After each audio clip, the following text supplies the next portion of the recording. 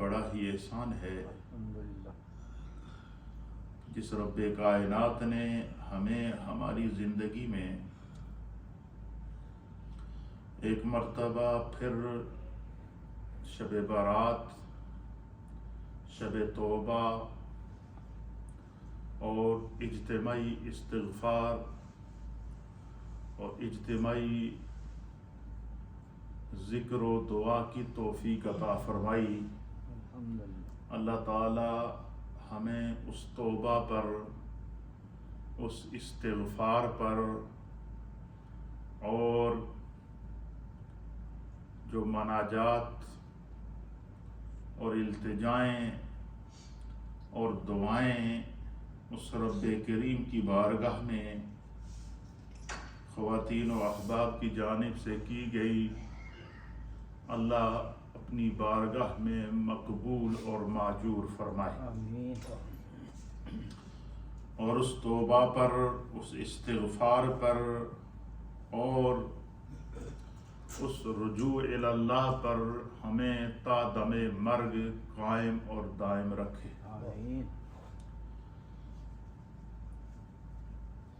اللہ رب العالمین نے قرآن حکیم فرقان مجید میں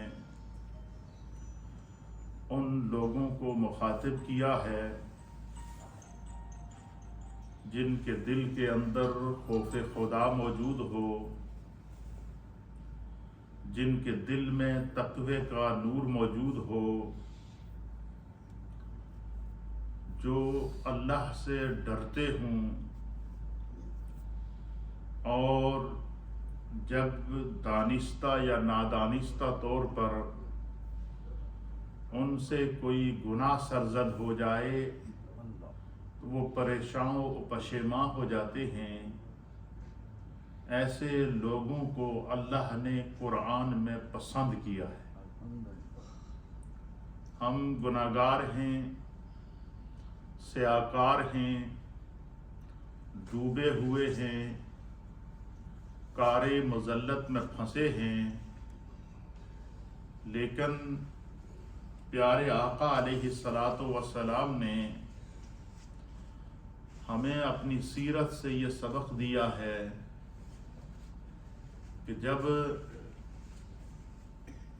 تم سے کوئی گناہ ہو جائے یا انسان اپنے آپ پر کوئی ظلم کر بیٹھے تو وہ اللہ کی بارگاہ میں سچی توبہ کرے اور رسول اللہ صلی اللہ تعالی علیہ وآلہ وسلم کی ذات کو اللہ کی بارگاہ میں گواہ بنائے، اللہ رب العالمین کو توبہ قبول کرنے والا اور معاف کرنے والا پائے گا۔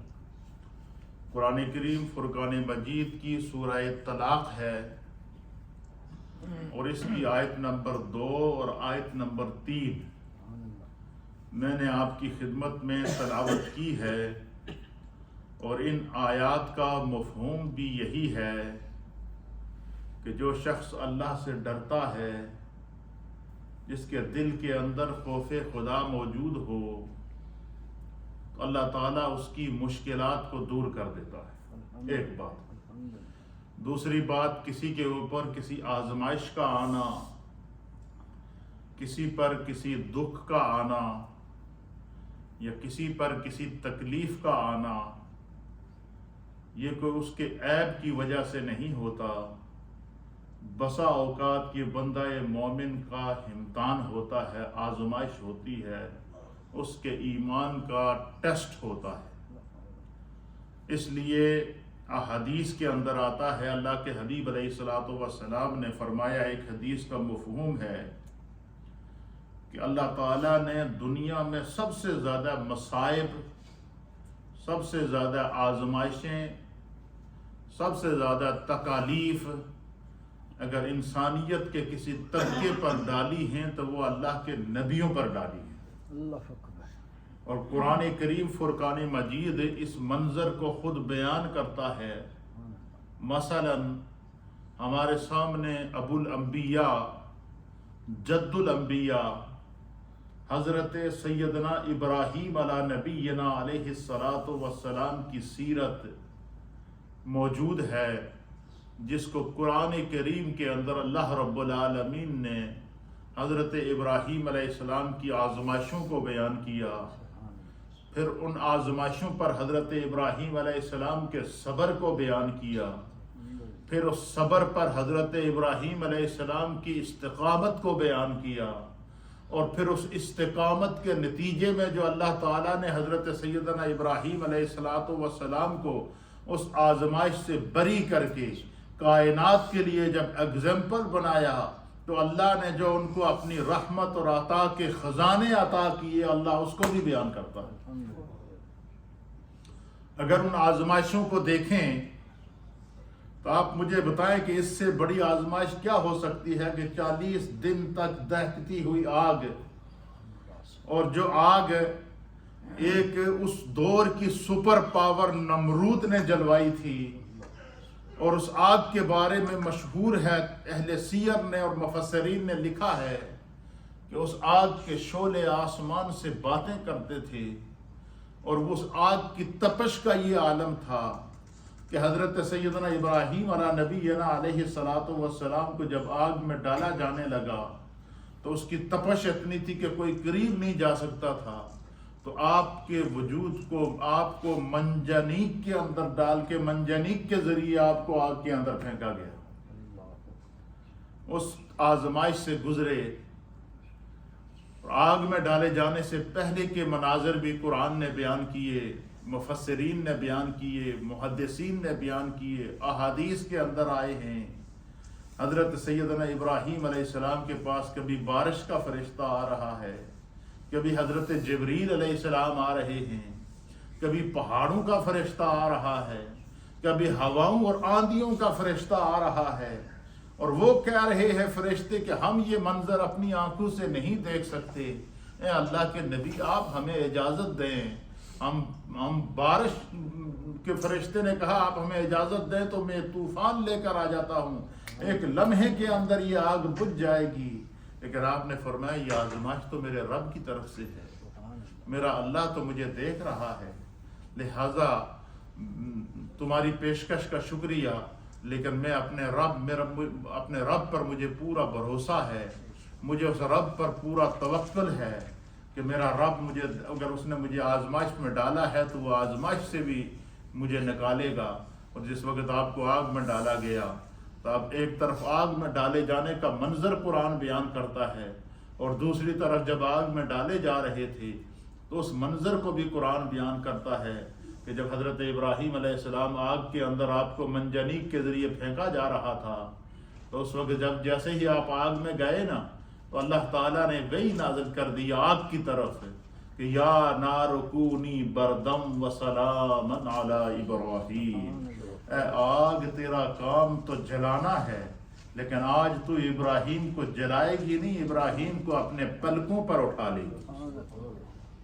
آگ گلزار ہو گئی، تو بظاہر تو تمام نمرود اور اس کے جتنی بھی افواج تھی ان کے نزدیک تو 40 دن تک آگ جل رہی ہے، وہ تو خوشیاں منا رہے تھے کہ حضرت ابراہیم علیہ السلام تو نعوذ باللہ جل کے کوئلہ ہو چکے ہوں گے، راکھ بن چکے ہوں گے، لیکن حضرت ابراہیم علیہ السلام آگ میں، اللہ تعالیٰ نے آگ کے اندر تخت لگا دیا، اس تخت پر آپ تشریف فرما ہیں، فرشتوں کی جماعتیں آ رہی ہیں، اور وہ اور انعام اور اکرام کی اور انوار کی بارش ہو رہی ہے، اس منظر کو بھی قرآن نے بیان کیا۔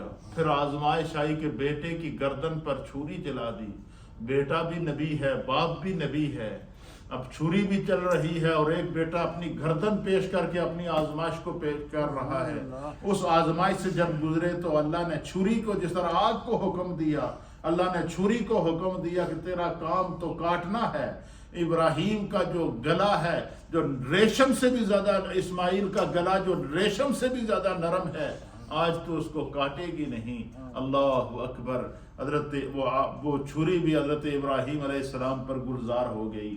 اسی طریقے سے نبی علیہ السلام نے فرمایا کہ بڑی سے بڑی آزمائش جب بندوں پر آتی ہے تو وہ اگر اس پر صبر کریں، استقامت کا مظاہرہ کریں، اور اپنے ایمان کو اور اپنے یقین کو اپنے رب کی طرف پختہ کر لیں تو پھر اللہ تعالیٰ اسی آزمائش سے ان کے لیے راحت نکالتا ہے، اسی آزمائش سے اللہ تعالیٰ ان کے لیے سکون نکالتا ہے، اس کا نتیجہ اور اس کا حل اللہ تعالیٰ پیش کرتا ہے۔ اور وہ قرآن کریم کی سورہ طلاق کی آیت نمبر 2 کے اندر اللہ نے فرمایا، اللہ فرماتا ہے کہ وَمَن يَتَّقِ اللَّهَ، کہ جو شخص اللہ سے ڈر گیا، یعنی جس کے دل کے اندر خوف خدا پیدا ہو گیا، خشیت الہی پیدا ہو گئی، تقوی کا نور پیدا ہو گیا، گناہ ہو جائے تو خوف زدہ ہو جاتا ہے، چیخنا شروع ہو جاتا ہے، آنسو بہا کر اپنے رب کی بارگاہ میں استغفار کرتا ہے، اور نیکی والی اس نے عادت بنائی ہوئی ہے،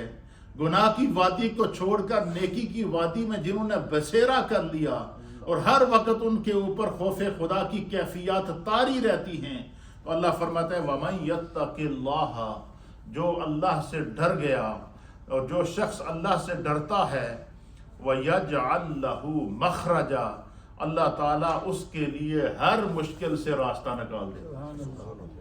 یعنی جس آزمائش میں بندہ پڑا ہوا ہے، اسی آزمائش سے خدا اس کے لیے راحت کا سما پیدا کرے گا، اسی دکھ سے اللہ تعالیٰ اس کے لیے سکھ کا سما پیدا کرے گا، اسی پریشانی سے اللہ تعالیٰ اس کے لیے رحمت کا سما پیدا کرے گا۔ صرف اس رب پر کامل یقین ہونا چاہیے۔ اس لیے علماء اور محدثین نے لکھا ہے کہ جب اللہ تعالیٰ انسان کو بار بار موقع دیتا ہے تو ہم اتنے جو ہے وہ اپنے رب کے نافرمان ہو جاتے ہیں کہ ہم رات کو توبہ کرتے ہیں اور صبح بھول جاتے ہیں، لیکن فرمایا کہ اہل ایمان کی توبہ کیا ہے، مومنین کی توبہ کیا ہے، انبیاء کی توبہ کیا ہے، اولیاء کی توبہ کیا ہے، اصفیاء کی توبہ کیا ہے، ائمہ دین متین کی توبہ کیا ہے۔ فرمایا وہ جب کسی گناہ سے توبہ کر جائیں تو واپس اس گناہ کی طرف پلٹ کر نہیں دیکھتے۔ اور ایک حدیث کے مطابق نبی علیہ الصلوۃ والسلام نے فرمایا کہ جس شخص نے جو ہے وہ توبہ کو لازم پکڑ لیا، تو فرمایا کہ حضرت عائشہ صدیقہ رضی اللہ تعالی عنہ اس حدیث کی راویہ ہیں، آپ فرماتے ہیں کہ جو شخص جب بندہ گناہ کا اعتراف کر لیتا ہے پھر توبہ کرتا ہے، نبی علیہ الصلوۃ والسلام نے فرمایا کہ جب بندہ گناہ کا اعتراف کرتا ہے اور پھر توبہ کرتا ہے، اور توبہ اللہ تعالیٰ اس کی توبہ کو قبول کر لیتا ہے، تو سچے دل سے جب بندہ توبہ کرے تو بڑے سے بڑا گناہ بھی ہوگا، اللہ تعالیٰ اس کو کیا کرے گا، معاف کر دے گا۔ اور دوسری حدیث سنن ترمذی کی ہے، اس کو امیر المؤمنین خلیفۃ المسلمین سیدنا ابو بکر صدیق رضی اللہ تعالیٰ عنہ اس حدیث کے راوی ہیں۔ آپ فرماتے ہیں حضرت ابو بکر صدیق کہ نبی علیہ الصلوۃ والسلام نے ارشاد فرمایا کہ جس شخص نے گناہ سے توبہ کر لی اور دوبارہ اس نے وہ گناہ نہ کیا جس سے توبہ کی، کیا کہ جس گناہ کو بندے نے یاد کیا، اس کو پتا تھا کہ میں نے یہ گناہ مجھ سے ہوا ہے اور میں اس گناہ سے کیا کرتا ہوں، سچی توبہ کرتا ہوں، تو فرمایا جب بندے نے گناہ سے توبہ کر لی، دوبارہ اس نے وہ گناہ نہیں کیا، اس کے علاوہ اگر دن میں اس سے 70 مرتبہ بھی گناہ ہو جائے، وہ 70 مرتبہ توبہ کرے گا، اللہ ہر توبہ اس کی توبہ کو قبول کرے گا۔ لیکن توبہ کے لیے شرط کیا ہے کہ جب بندہ اقرار کر لے کہ مجھ سے یہ گناہ ہو گیا ہے، تو اس گناہ کو دوبارہ نہ کرے، دوبارہ اس گناہ کی طرف پلٹ کر نہ جائے۔ اگر دوبارہ اس سے وہ گناہ سرزد نہیں ہوتا، اس کے علاوہ اگر بندے سے کوئی دن میں 70 مرتبہ بھی گناہ ہو جاتا ہے پھر توبہ کرتا ہے، اللہ ہر توبہ کے اوپر ہر گناہ کو معاف کر دیتا ہے۔ اس لیے نبی علیہ الصلوۃ والسلام کی ایک حدیث کا مفہوم ہے، حضور نے فرمایا کہ جب تم سے گناہ ہو جائے تو اس کی توبہ کرنے کے بعد اس کے فوراً بعد نیکی کرو۔ کیا ہو جائے؟ فرمایا گناہ ہو جائے تو گناہ سے توبہ کرو، اور توبہ کرنے کے بعد فوراً نیکی کرو۔ فرمایا گناہ کے بعد جو نیکی ہوتی ہے وہ اس گناہ کا کفارہ ہوتا ہے۔ گناہ کے بعد جو نیکی ہوتی ہے وہ اس گناہ کا کیا ہوتا ہے؟ گناہ سے توبہ کے بعد فوراً نیکی کرو تاکہ تمہارے گناہ کا کفارہ ادا ہو جائے اور دوبارہ تم سے وہ گناہ سرزد نہ ہو۔ اسی طریقے سے جیسے کہ قرآن کریم کی آیت میں نے آپ کے سامنے تلاوت کی کہ آج امت مشکلات کا شکار ہے یا کہ نہیں ہے. چاروں طرف آپ پورے ورلڈ کو آپ دیکھ لیں، امت مسلمہ آزمائشوں میں پڑی ہوئی ہے. کہیں ظلم کو جبر کا شکار ہے، کہیں کسی کو کوئی آزمائش ہے، کسی کو کوئی آزمائش ہے. یہاں ہم اپنی سوسائٹی کو دیکھیں، اپنے علاقے کو دیکھیں، باقی سب کو چھوڑ دیجیے، اپنے گھروں کو ہم دیکھیں. ہم میں سے ہر ایک کے گھر میں کوئی نہ کوئی پریشانی ہے یا کہ نہیں ہے. کوئی بندہ یہ کہے جی کہ میرے گھر میں مجھے کوئی پریشانی نہیں ہے، یہ تو کوئی آج کے دور کا سب سے بڑا ولی ہے. تو ولیوں پہ تو ویسے بھی سب سے زیادہ آزمائشیں آتی ہیں. ان کے بارے میں اللہ نے فرمایا لا خوف علیہم ولا هم یحزنون. جن چیزوں سے دوسرے خوف زدہ ہوتے ہیں ان پر ان کا بھی خوف نہیں ہوتا، نہ وہ غمگین ہوتے ہیں. کیوں؟ کہ ان کا اپنا کچھ ہوتا ہی نہیں ہے، وہ سب کچھ خدا کے سپرد کیا ہوتا ہے. اسی لیے نبی پاک صلی اللہ تعالیٰ علیہ وسلم نے فرمایا کہ جو شخص کامل اپنے رب پر بھروسہ رکھتا ہے.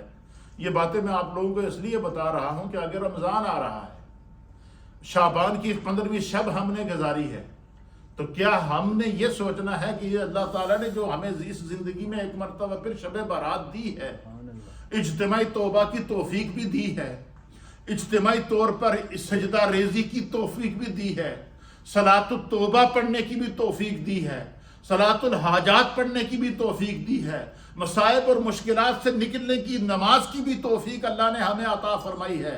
ہر دنیا میں اپنے سوا کسی کے محتاج نہ ہونے کے لیے بھی نماز پڑھنے کی اللہ نے ہمیں توفیق دی ہے. اجتماعی طور پر استغفار کی بھی خدا نے ہمیں توفیق دی ہے. تو کیا یہ جو رات ہم نے گزاری ہے، آنسو بہا کر گزاری ہے، اجتماعی توبہ میں گزاری ہے، اجتماعی دعا میں گزاری ہے، اجتماعی استغفار کے اندر یہ جو ہم نے رات گزاری ہے، کیا اس توبہ کا ہمارے مزاج پر، ہماری روح کے اوپر، ہمارے دل کے اوپر، ہماری سوچ کے اوپر، ہمارے جسم کے اوپر کوئی اثر ہوا ہے یا کہ نہیں؟ یا کہ اسی طرح ہیں؟ اگر اثر نہیں ہوا تو پھر اس کا مطلب ہے کہ ہم توبہ میں کامل نہیں ہیں. اگر اس کا اثر نہیں ہوا تو اس کا مطلب ہے ہماری توبہ سچی نہیں ہے. اس لیے میرے دوستو، یہ بار بار اس بات کو ہم کیوں دہراتے ہیں کہ ہمارا دل جو ہے وہ تبدیل ہو جائے.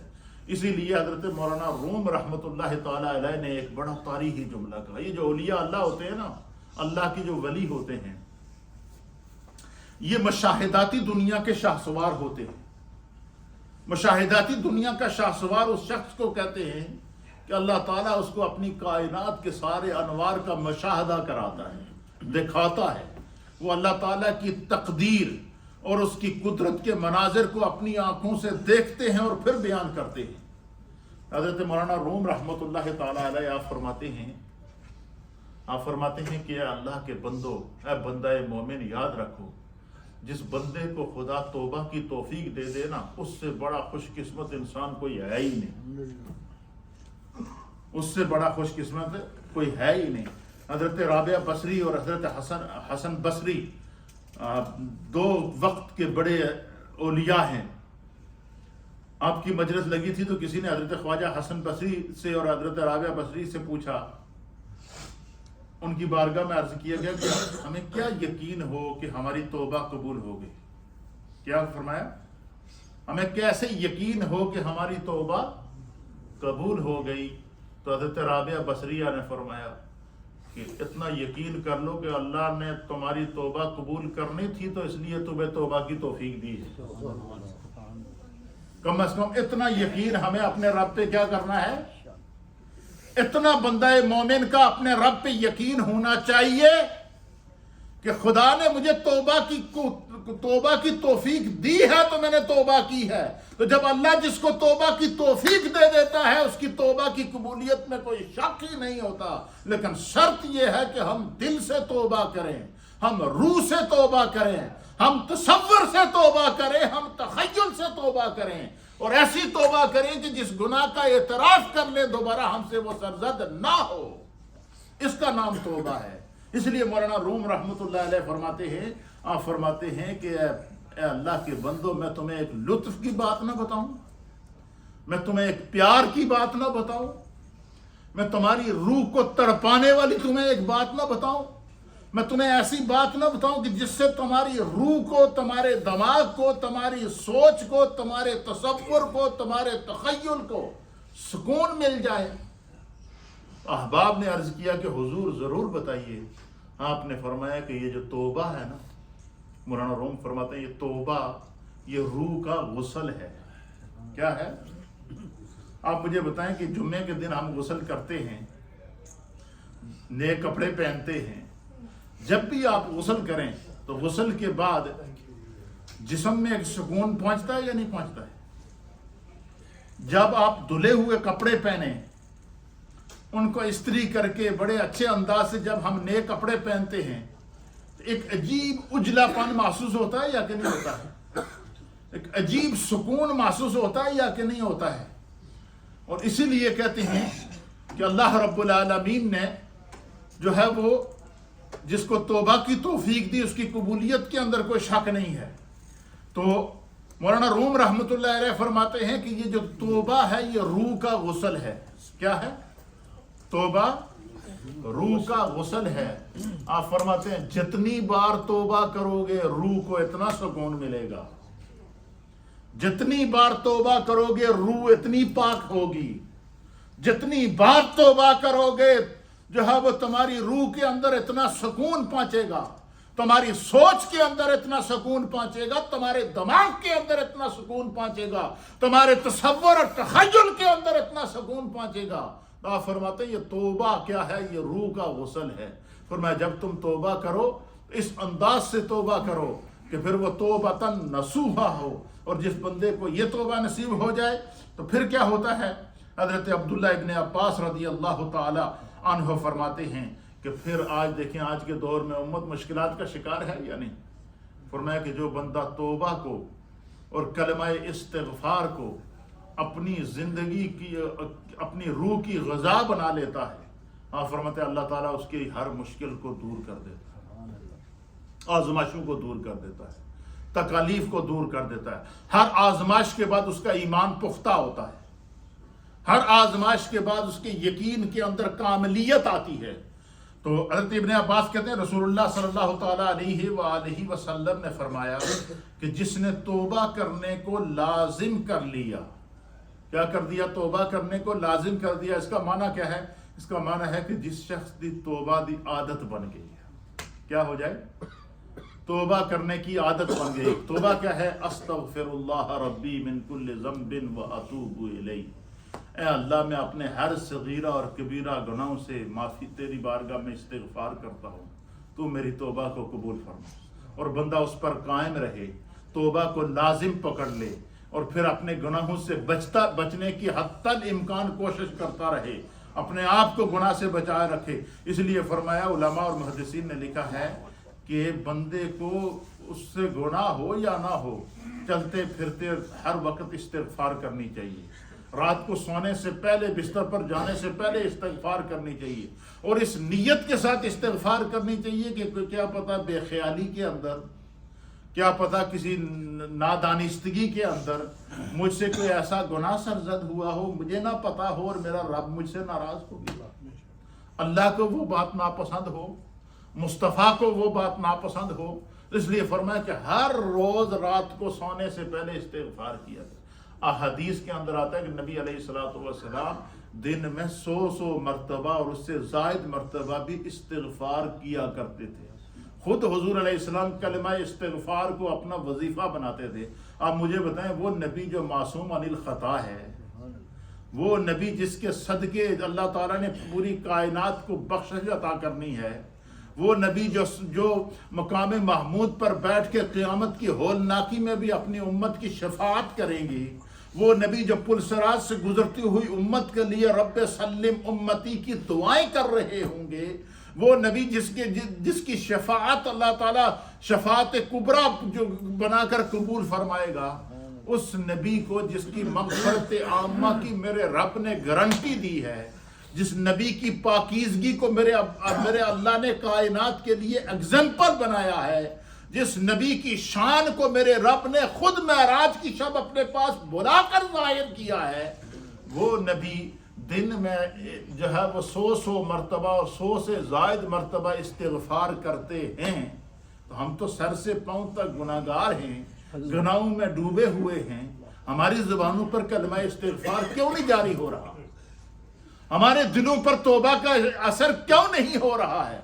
इसलिए उलमा और मुहद्दिसीन ने लिखा है कि अगर बंदा ये चाहे कि उसको सुकून मिले कि मेरी तौबा कबूल हो, मेरी इस्तिग़फ़ार कबूल हो, तो फरमाया बंदा सबसे पहले अपना एहतिसाब खुद करे। क्या करे? अपने दूसरा की फिक्र छोड़ दे, अपनी फिक्र खुद करे। फरमाया जो अपनी फिक्र करे ना, तो फिर अल्लाह ताला उसको कायनात के लिए एग्जाम्पल बना देता है। इसीलिए किसी साहिब दिल ने कहा था ना कि हम खुद ही रुकावट हैं राह में अपनी, वरना हम खुद ही रुकावट हैं राह में अपनी, वरना हम जो बदले तो जमाने को बदल देंगे। क्या मतलब? कि हमने अपने रास्ते खुद बंद किए हुए हैं। हम तौबा करते हैं तो गुनाह नहीं छोड़ते। अब ऐसी तौबा कबूल नहीं होती जब बंदा बार बार वही गुनाह करे। अब मुझे पता है दुनिया में अगर कोई बंदा हो कि जब उसे मना किया जाए कि ये काम ना करे, वो कहे जी कि मैं आइंदा नहीं करूंगा, फिर दोबारा करता है, फिर करता है। किसी ऑफिस में काम करने वाला बंदा कोई इस तरह की मस्तियां करता है तो हम उसको कहते हैं यार ये बंदा चीटर है, ये चीट कर रहा है। कहते हैं या नहीं कहते? फिर बंदा उस पर भरोसा नहीं करता, यार ये बंदा एक दफा गल पा के फिर वही काम कर रहा है, एक बार बार गारंटी दे के फिर वही काम कर रहा। इसके उत्ते सानू यकीन नहीं है। इसलिए उलमा और मुहद्दिसीन ने लिखा कि जब बंदा इस्तिग़फ़ार करे ना जिस गुनाह से, तो ये हमारे पेश नज़र होना चाहिए कि भाई इस गुनाह से मैंने अल्लाह को गवाह बनाकर, अल्लाह के रसूल को गवाह बनाकर, अहले ईमान को गवाह बनाकर मैंने इस गुनाह से तौबा की है, लिहाजा मैं आइंदा ये गुनाह नहीं करूंगा। जब उस पर कायम रहेगा तो फिर क्या होगा? अल्लाह फरमाता है कि वमन यत्तक़िल्लाह, जो खुदा से डर गया, यजअल लहू मखरजा, अल्लाह उसके लिए वहां से रास्ता निकालेगा, अल्लाह उसके लिए हर मुश्किल से रास्ता निकालेगा, हर रुकावट को अल्लाह ताला उसके लिए दूर करेगा। फिर क्या होगा? वह यरज़ुक़हू, फरमाया अल्लाह ताला उसको क्या करेगा? वह यरज़ुक़हू, अल्लाह ताला उसको वहां से रिज़्क़ अता फरमाएगा, मिन हैसु ला यहतसिब, कि ऐसी जगह से खुदा उसको रिज़्क़ अता फरमाएगा कि जो उसके वहमो गुमान में भी नहीं हो। पता चला कि अगर बंदा चाहे कि उसके रिज़्क़ में फरावानी हो, तो कुरान हमें बता रहा है कि हमें कलमा इस्तिग़फ़ार को अपना वजीफा बनाना है। अगर बंदा चाहे कि हमें आजमाइशों से अल्लाह भरी करे, तो कुरान का वजीफा है कि हम इस्तिग़फ़ार करें। फरमाया इस्तग़फ़िरू रब्बकुम इन्नहु कान गफ़्फ़ारा, जब तुम अपने रब की बारगाह में इस्तिग़फ़ार करोगे तो तुम्हारे गुनाह अगर समुंदर की झाग के बराबर होंगे, आसमान के सितारों के बराबर होंगे, रेत के जर्रों के बराबर होंगे। खुदावंदे कुद्दूस इतना करीम है, इतना मेहरबान है, इतना रहमान और रहीम है कि वो तुम्हारे गुनाहों को नहीं देखेगा, अपनी रहमत को देखेगा, वो तुम्हारे गुनाहों को माफ कर देगा। अब ये जब अल्लाह की तरफ से हम पर इतना करम है, इतना फजल है, इतनी रहमत है, खुदा अपने बंदू से इतना प्यार करता है, तो फिर हमारे दिल सख्त क्यों हैं? इसलिए इसके लिए ज़रूरी है कि हम में से हर एक ने अपने दिल पे गौर करना है। कोई हमारा दिल तब्दील नहीं करेगा, हमने अपने दिल को खुद तब्दील करना है। किससे करना है? तक़वे के नूर से तब्दील करना है। किससे करना है? नेकी के नूर से तब्दील करना है। किससे करना है? अल्लाह रब्बुल आलमीन के फजल और करम के नूर से हमने उसको तब्दील करना है। तो नबी अल्लाह ताला क्या फरमाता है कि जो शख्स अल्लाह से डरा, खुदाबंद कुद्दूस उसके लिए हर मुश्किल से रास्ता निकालेगा, और फिर क्या होगा? उसको वहां से रिज़्क़ अता फरमाएगा जो उसके वहमो गमान में भी नहीं होगा। और इसी ये आयत का तर्जमा आपने सुना है, सूरह तलाक की आयत नंबर 2 और आयत नंबर 3 है। अब इसके मुताबिक नबी पाक की हदीस समात फरमाएं, आपका ईमान ताज़ा होगा। मैं पहले कुरान की आयत इसलिए सुनाई है ताकि उसकी तफसीर आपको ज़बान मुस्तफ़ा से सुनाए। हज़रत अब्दुल्लाह इब्न अब्बास रज़ी अल्लाह तआला अन्हु इस हदीस के रावी हैं, और ये हदीस है सुनन अबू दाऊद के अंदर, सुनन इब्न माजा के अंदर, और जामिउल बयान के अंदर, और जामिउल मसानीद के अंदर, और मुख्तलिफ मुहद्दिसीन ने इस हदीस को नक़ल फरमाया है। और सुनन अबू दाऊद के अंदर इस हदीस का नंबर है 1518। हज़रत अब्दुल्लाह इब्न अब्बास रज़ी अल्लाह तआला अन्हु आप इस हदीस के रावी हैं। آپ بیان فرماتے ہیں، آپ فرماتے ہیں کہ رسول اللہ صلی اللہ تعالیٰ علیہ وآلہ وسلم نے فرمایا جس نے توبہ کو لازم کر لیا اللہ تعالیٰ اس کے لیے ہر تنگی سے راستہ نکال دیتا ہے، ہر غم سے خوشی نکال دیتا ہے، ہر غم سے کیا کر دیتا ہے؟ خوشی نکال دیتا ہے، اور اس کو وہاں سے رزق دیتا ہے جہاں سے اس کے وہم و گمان میں بھی نہیں ہوتا۔ اب دیکھیں قرآن کی آیت کیا اللہ فرماتا ہے وَمَن يَتَّقِ اللَّهَ يَجْعَلْ لَهُ مَخْرَجًا، جس نے توبہ کو، جس نے جو اللہ سے ڈرا، جس نے خوف خدا اختیار کیا، جس نے تقوی اختیار کیا، جس کے دل کے اندر خشیت الہی موجود ہو، تو فرمایا جو اللہ سے ڈرتا رہا تو پھر کیا ہوگا؟ اللہ اس کے لیے وہاں ہر مشکل سے راستہ نکالے گا۔ اور ادھر نبی علیہ السلام نے فرمایا کہ جس نے توبہ کو لازم کر لیا، یعنی گناہ کر کے اس کا اعتراف کر کے دوبارہ وہ گناہ نہ کرنے کا ارادہ کر کے اور نیکی کے راستے پر قائم رہا، تو پھر کیا ہوگا؟ فرمایا کہ اللہ تعالیٰ کیا کرے گا؟ اس کے لیے ہر تنگی سے راستہ نکالے گا۔ یعنی بظاہر تو وہ تنگی ہوتی ہے، بظاہر تو وہ آزمائش ہوتی ہے، لیکن بعض آزمائشیں ہمارے دماغ کو درست کرنے کے لیے ہوتی ہیں، بعض آزمائشیں ہماری جو ہے وہ ٹیڑھی چال کو سیدھا کرنے کے لیے ہوتی ہے، بعض آزمائشیں ہوتی ہیں جب انسان کا دماغ ساتوں آسمانوں پر گھوم رہا ہوتا ہے، اس کو کھینچ کر زمین پر لانے کے لیے ہوتی ہے۔ اور فرمایا جو بندہ سچی توبہ کر لیتا ہے پھر کیا ہوتا ہے؟ فرمایا کہ اللہ تعالیٰ اسی مشکل سے، اسی آزمائش سے اس کے لیے راستہ نکالتا ہے، اس کو وہاں سے رزق دیتا ہے جہاں سے اس کے وہم و گمان میں بھی نہیں ہوتا۔ اور اسی لیے نبی علیہ الصلوۃ والسلام نے ان تمام احادیث کے اندر جو ہے وہ گناہوں پر توبہ کرنے والوں کے لیے اللہ کی طرف سے تسلی دی گئی ہے، اللہ کی طرف سے جو ہے وہ تسلی دی گئی ہے۔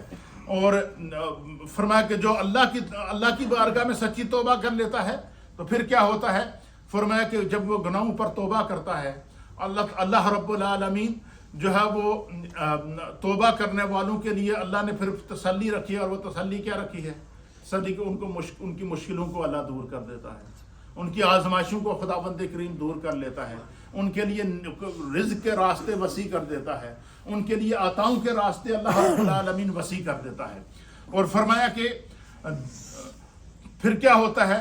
فرمایا حضرت انس بن مالک رضی اللہ تعالیٰ عنہ بیان کرتے ہیں کہ نبی علیہ الصلوۃ والسلام نے فرمایا کہ بنی آدم، حضرت آدم علیہ السلام کی جو اولاد ہے، انبیاء اکرام اس سے مستثنا ہیں، فرمایا کہ بنی آدم گناہگار ہے، خطا کار ہے، اس سے قیامت تک تو گناہ ہوتے رہیں گے، غلطیاں ہوتی رہیں گی۔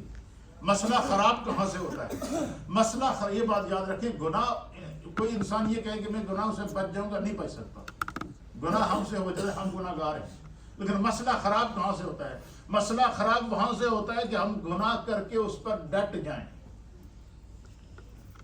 ہماری انا ہمارے گناہ کے آگے آ جائے کہ ہم نے گناہ تو کر لیا جی، ہم توبہ کریں گے تو لوگ ہنسیں گے، یہ نہیں دیکھ رہا لوگ تو ہنسیں گے، لوگ تو ہنسیں گے، یہ نہیں ہنسیں گے، خود جہنم میں جا رہا ہے۔ اسی لیے حدیث کے اندر کہا گیا ہے کہ ایک دوسرے سے حسد نہ کرو، کیا نہ کرو؟ حضور نے فرمایا کہ یہ جو حسد ہے یہ نیکیوں کو اس طرح کھا جاتی ہے جس طرح آگ خشک لکڑی یا خشک گھاس کو کھا کے راکھ کر دیتی ہے۔ بندہ بظاہر دوسرے سے حسد کر رہا ہوتا ہے، اپنی نیکیاں ضائع کر رہا ہوتا ہے۔ اسی لیے نبی علیہ الصلوۃ والسلام نے فرمایا کہ شب برات کو بڑے سے بڑے گناہگار کی بخشش ہو جائے گی، کینہ پرور کی بخشش نہیں ہوگی۔ کینہ پرور کون ہے؟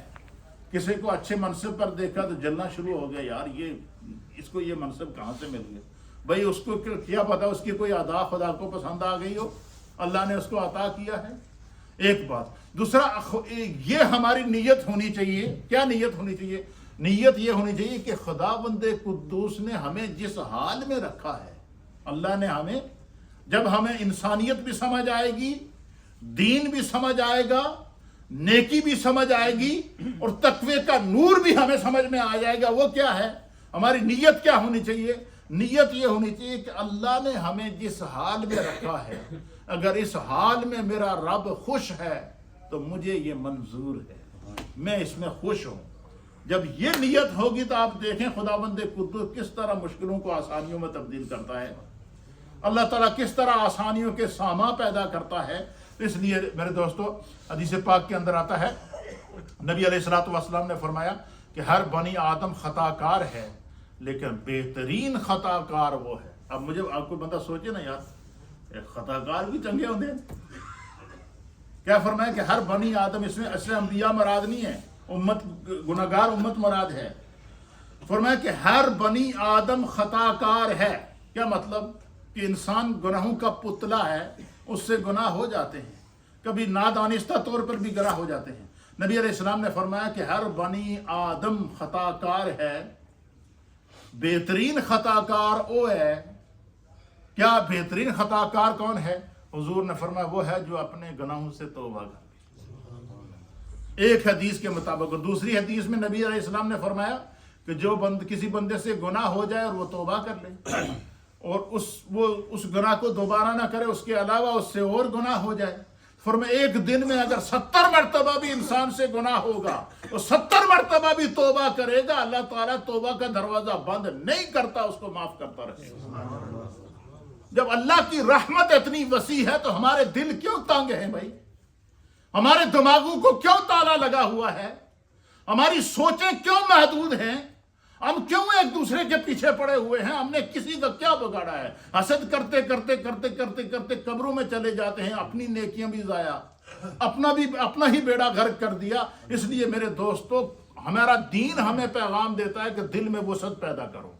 اور یاد رکھیں، جس دل کے اندر وسعت ہو نا، جس دل کے اندر کشادگی ہو، جس دل کے اندر خوف خدا اور خشیت الہی کا نور موجود ہو، اللہ رب العالمین اس کو دنیا میں عزت دیتا ہے. کوئی بے شک اس کا کچھ بھی بگاڑنے کی کوشش کرے، وہ اس کا کچھ نہیں بگاڑ سکتا. اس لیے یہ شعبان کا مہینہ ہے، اس میں تو اللہ کی رحمت، بخشش، مغفرت عام ہے. اس لیے میرے دوستو، میری خواہش ہے کہ ہم میں سے ہر ایک، مجھ سمیت، ہم رمضان میں اس طرح داخل ہوں کہ ہمارا دل کینے سے پاک ہو، ہمارے دل کے اندر تقوی کا نور موجود ہو، ہماری سوچ میں خیر موجود ہو، ہمارے تصور کے اندر نیکی کا نور موجود ہو، ہمارے اخلاق کے اندر بہتری ہو، ہم ایک دوسرے کو برداشت کریں اور ایک دوسرے کے ساتھ نیکی کریں. آپ پھر دیکھیے گا ہمارے گھر کے احوال کس طرح بدلتے ہیں، معاشرے کے احوال کس طرح بدلتے ہیں، سوسائٹی کے احوال کس طرح بدلتے ہیں، اور کس طریقے سے ہم مشکلوں سے نکل کر آسانیوں کے اندر آتے ہیں اور امت کی مشکلات ختم ہوتی ہیں. خداوند قدوس ہمیں دین کو سمجھنے کی توفیق عطا فرمائے.